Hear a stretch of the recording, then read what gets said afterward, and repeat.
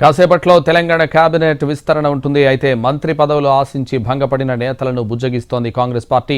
సుదర్శన్ రెడ్డి, కోమటిరెడ్డి రాజగోపాల్ రెడ్డి, ప్రేమ్ సాగర్ రావు మంత్రి పదవి ఆశించారు. అయితే వారికి పదవి దక్కలేదు. దీంతో వారిని బుజ్జగించేందుకు కాంగ్రెస్ తెలంగాణ వ్యవహారాల in charge Meenakshi Natarajan, TPCC chief Mahesh Goud రంగంలోకి దిగారు.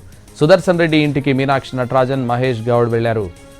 కోమటిరెడ్డి రాజగోపాల్ రెడ్డి, ప్రేమ్ సాగర్ రావుతో మాట్లాడేందుకు మీనాక్షి నటరాజన్ ప్రయత్నిస్తున్నారు.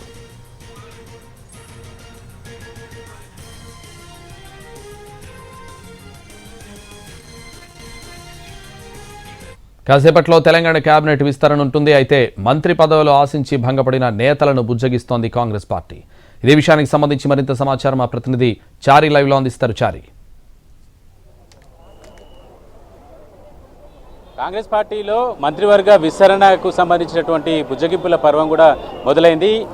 ఈ రోజు జరిగేటువంటి కేబినెట్లో తనకు ఖచ్చితంగా బెడుతుంటుందని భావించినటువంటి సుదర్శన్ రెడ్డి అలక వహించినట్టు తెలుస్తుంది. దీంట్లో భాగంగానే రాష్ట్ర కాంగ్రెస్ పార్టీ వ్యవహారాల in charge Meenakshi Natarajan, PCC chief Mahesh Goud, ప్రభుత్వ సలహాదారు వేం నరేందర్ రెడ్డి, మంత్రి పొన్నం ప్రభాకర్ సుదర్శన్ రెడ్డి నివాసానికి వెళ్లారు.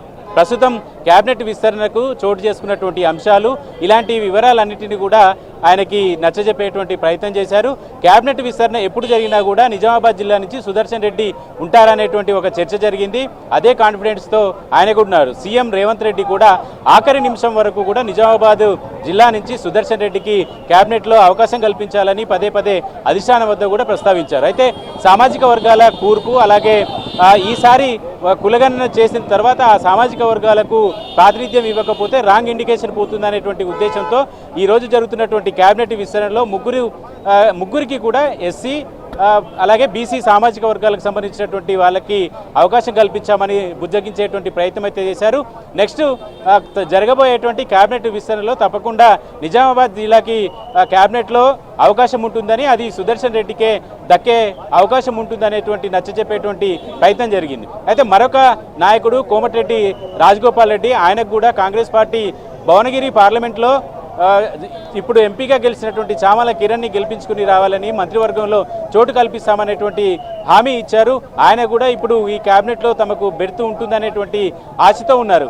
ఈ ప్రస్తుతం ఉన్నటువంటి జరగబోయేటువంటి ప్రమాణ స్వీకారంలో ఆయన పేరు లేకపోవడంతో ఆయన కూడా కొంత అసంతృప్తితో ఉన్నట్టు తెలుస్తుంది. దాంట్లో భాగంగానే ప్రస్తుతం సుదర్శన్ రెడ్డి నివాసం దగ్గర భేటీ ముగిసిందే. రాజ్భవన్కి పార్టీ వ్యవహారాల ఇన్ఛార్జి పీసీసీ చీఫ్ కూడా మరి కాసేపట్లో చేరుకోబోతున్నారు. ఇక్కడి నుంచి నేరుగా రాజగోపాల్ రెడ్డితో మాట్లాడేటువంటి ప్రయత్నం చేసినారు. వెళ్ళి కలవడమా లేదంటే ఫోన్లో మాట్లాడి ఆయన్ని బుజ్జగించేటువంటి ప్రయత్నమా అనే దానికి సంబంధించి కొంత క్లారిటీ రావాల్సి ఉంది. మొత్తానికి అటు సుదర్శన్ రెడ్డి, ఇటు రాజగోపాల్ రెడ్డి ఇద్దరిని కూడా పార్టీ నచ్చజెప్పేటువంటి ప్రయత్నం జరుగుతుంది. మరోవైపు పరిగి రామ్మోహన్ రెడ్డి కూడా కేబినెట్లో రంగారెడ్డి జిల్లా నుంచి అవకాశం వస్తుందనుకున్నారు. మల్లెడ్డి రంగారెడ్డి కూడా అవకాశం వస్తుందనుకున్నారు. ప్రస్తుతం ఇప్పుడు చర్చ జరుగుతున్నటువంటి ఎమ్మెల్యేలంతా కూడా రెడ్డి సామాజిక వర్గానికి సంబంధించినటువంటి వాళ్ళే. ప్రస్తుతం ఉన్నటువంటి పరిస్థితుల్లో సామాజిక వర్గ కూర్పుని బేస్ చేసుకొని ఈ సామాజిక వర్గానికి వచ్చే విస్తరణలో అవకాశం ఉంటుందనేటువంటి ఆలోచన కూడా అధిష్టానం చేసినట్టు తెలుస్తుంది. అందుకే ప్రస్తుతం ఈ విషయాలన్నింటినీ కూడా అటు సుదర్శన్ రెడ్డికి, ఇటు కోమటిరెడ్డి రాజగోపాల్ రెడ్డికి, మరోవైపు పరిగి ఎమ్మెల్యే రామ్మోహన్కి, అలాగే మల్లెడ్డి రంగారెడ్డికి కూడా వివరించినట్టు తెలుస్తోంది. Right, thank you Chari.